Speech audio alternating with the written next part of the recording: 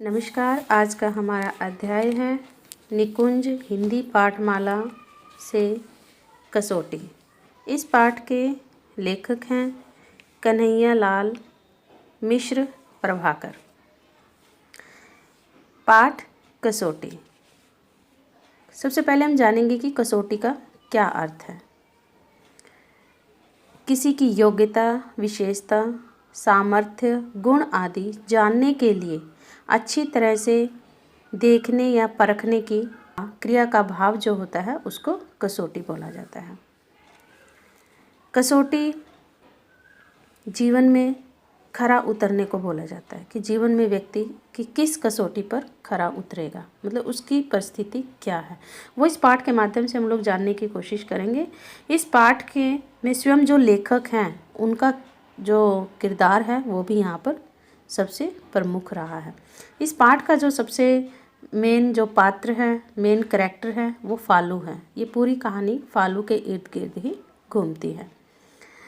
यहाँ पर दो बच्चों की परवरिश में भी अंतर देखा गया है और यहाँ पर यह भी बताया गया है कि बच्चे की जो परवरिश होती है वो माता पिता पर निर्भर करती है कि माता पिता अपने बच्चे को किस तरह की शिक्षा देते हैं और वो जैसी शिक्षा देते हैं वैसे ही वो समाज में अपने आप को दर्शाता है। आइए जानते हैं इस कहानी के माध्यम से कि लेखक यहाँ पर हमें क्या समझाने की कोशिश कर रहे हैं। विद्यावती कौशल का छोटा बेटा अशोक, जिसे सब फालू कहते हैं, 5 वर्ष की अवस्था में उत्साह से भरा है। उत्साह मतलब उसमें खूब एनर्जी है। वो हर काम को भाग दौड़ के करता है, मतलब किसी काम के लिए वो मना नहीं करता, पूरी एनर्जी से भरा हुआ है। वह हर तरह का काम करने को तत्पर रहता है, मतलब तैयार रहता है। मसूरी में घूमते समय लेखक ने बच्चों के खेल घर के सामने धनी परिवार के 8-10 वर्ष के 2 बालकों को अंदर जाकर खेलने में झिझकते देखा। धनी मतलब अमीर परिवार के लोग। बच्चे जो हैं वो 2 बच्चे हैं, एक 8 वर्ष का है और एक 10 वर्ष का है। यदि वे बच्चों का लालन पालन, लेखक ने बच्चों के साथ आए नौकर से कहा, इतने डरपोक माँ से नहीं होते। यहाँ पर देखिए लेखक ने नौकर से कहा कि इनकी माँ से जाकर कहना कि अगर वो बच्चों का लालन पालन मतलब अच्छे से करती, उनकी परवरिश अच्छे से करती, तो आज ये बच्चे खेलने में हिचकिचाते नहीं, क्योंकि वो बच्चे डर रहे थे, वो अकेले खेलने से डर रहे थे। नौकर को सही जवाब देने के लिए लेखक ने फालू को कुछ समझाया। फालू लेखक का इशारा पाकर अंदर खेलने दौड़ गया। मतलब जब नौकर ने कहा कि सारे बच्चे ऐसे ही होते हैं, हर काम बच्चे किसी भी कार्य को करने में हिचकिचाते हैं, डरते हैं, लेकिन यहाँ पर लेखक ने उनको समझाते हुए, उनके प्रश्नों का उत्तर देते हुए फालू को बुलाया और उसको समझाया और उसको खेल घर के अंदर खेलने के लिए इशारा किया। और जैसे ही लेखक ने उसको इशारा किया वो अंदर खेल घर के अंदर चला गया और वो खेलने लग गया और लेखक उसे खेलता छोड़कर आगे चला गया। लेखक यहाँ पर देखिए कुछ शिक्षा देना चाहता है कि वो उस खेलते हुए बच्चे को वो छोड़कर वहाँ से चला गया। उनके लौटने में देर हो गई, खेलघर भी बंद हो गया, फिर भी फालू घबराया नहीं। खेलघर के मुंशी ने भी फालू की प्रशंसा की। फालू बिना कहे काम करता है, पानी डालकर छत ठंडी करना, दूध राशन लाना जैसे काम खुशी से करता है। काम न करवाओ तो रूठ जाता है, ये भी उनके स्वभाव में है। फालू का भाई नाना के घर रहता है। परीक्षा समाप्त होने पर वह कुछ दिन के लिए आया। लेखक ने अनुभव किया कि पहले दौड़ दौड़ कर काम करने वाला फालू अब हर काम प्रमोद पर टालता है।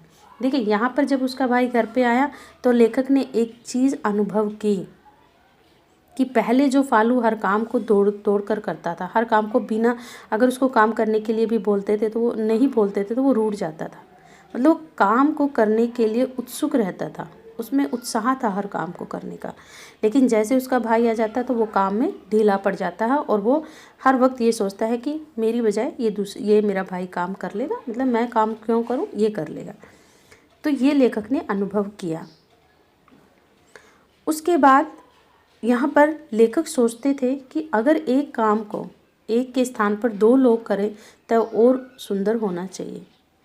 हम क्या करते हैं, जब एक काम में हम कंपेयर करते हैं कि मैं ये काम क्यों करूं, कोई दूसरा करे, लेकिन यहाँ पर जहाँ पर एक काम को पहले एक व्यक्ति अच्छे से करता था, उसको बड़ा मतलब दिल लगाकर काम करता था, जब दूसरा व्यक्ति आ जाता था वही काम पूरा तो होता नहीं और दूसरा अच्छी तरह से वो नहीं होता। यहाँ पर लेखक सोचते हैं जब एक व्यक्ति उस काम को अच्छे से कर सकता था तो दूसरे के आने पर तो उस काम को और अच्छे से होना चाहिए, लेकिन वैसा नहीं होता है।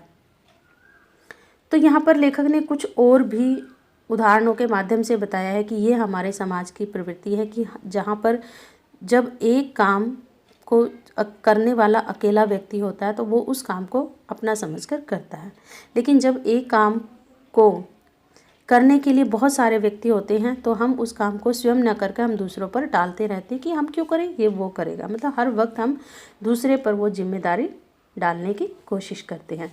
यहाँ पर हमारे समाज में बहुत सारी चीज़ें हैं जो देखने को मिलती हैं। लेखक ने उनके माध्यम से भी हमें यहाँ पर ये समझाने की कोशिश की है। तो लेखक ने बहुत सारी चीज़ें बताई। सबसे पहले लेखक ने कहा कि गली में बड़े बड़े सेठों की दुकानें हैं पर उनकी नालियाँ गंदी हैं। बड़े बड़े सेठ हैं, उनके पास पैसे की कोई कमी नहीं है, लेकिन गालियाँ गंदी हैं। क्यों है? क्योंकि हर कोई सोचता है कि मैं क्यों करूँ, वो दूसरा करेगा। बल्ब फ्यूज हैं, कोई भी व्यक्ति अपने कर्तव्य को अच्छी तरह से नहीं निभा रहा, कोई व्यक्ति उस काम को आगे नहीं बढ़ रहा, हर व्यक्ति ये सोचता है कि मैं क्यों करूँ, कोई दूसरा करे। सड़क हमेशा गंदी रहती है।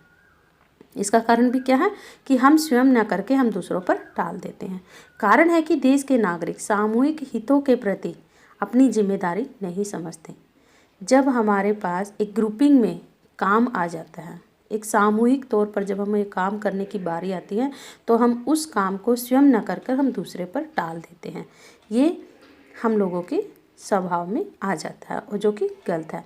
सभी यही सोचते हैं कि सफाई और रोशनी का काम अकेले उनका थोड़े ही है, या तो दूसरे को करना चाहिए। देखिए, इस पाठ के माध्यम से लेखक ने बहुत सारी चीज़ें जो हमें समझाने की कोशिश की हैं। उन्होंने ये भी कहा है कि इस पाठ के माध्यम से वो ये भी कहना चाहते हैं कि सबसे पहले तो कि बच्चे का लालन पालन, जैसे लेखक ने कहा कि नौकर से कहा था कि आप जाकर माँ से कहना कि बच्चे का लालन पालन उन्होंने ठीक से नहीं किया। ये भी बिल्कुल सही है। कहते हैं कि जो पहली अध्यापिका होती हैं या पहले शिक्षक जो होते हैं, प्राथमिक शिक्षा हमारे घर से शुरू होती है। घर से ही हमें सिखाया जाता है कि हमें कौन से काम कैसे करने चाहिए। दूसरा, हमारे घर के कुछ संस्कार होते हैं, वो भी हमें घर से ही मिलते हैं। उसके बाद बच्चों में जो उत्साह भरने का काम होता है वो भी घर से ही होता है। कार्य तत्परता, कार्य के लिए तैयार रहना, वो भी घर से ही होता है। तो जिस तरह से हम अपने बच्चे को बनाने की कोशिश करते हैं, बच्चा वैसे ही बनता है, वो भी लेखक ने यहाँ पर समझाया। और दूसरा, यहाँ पर लेखक ने ये भी कहा कि हर व्यक्ति को हर कार्य को अपनी जिम्मेदारी समझकर करना चाहिए। हमें कभी भी कोई काम दूसरे पर नहीं छोड़ना चाहिए। हमें ये नहीं सोचना चाहिए कि मैं क्यों करूं, कोई दूसरा क्यों ना करे। नहीं, अगर नहीं करता है ठीक है, आपके करने की इच्छा है तो आप उस काम को करिए। तो यहाँ पर लेखक ने बहुत सारी चीज़ें हमें बताई कि जीवन की कसौटी, हर कसौटी पर हमें खरा उतरना चाहिए।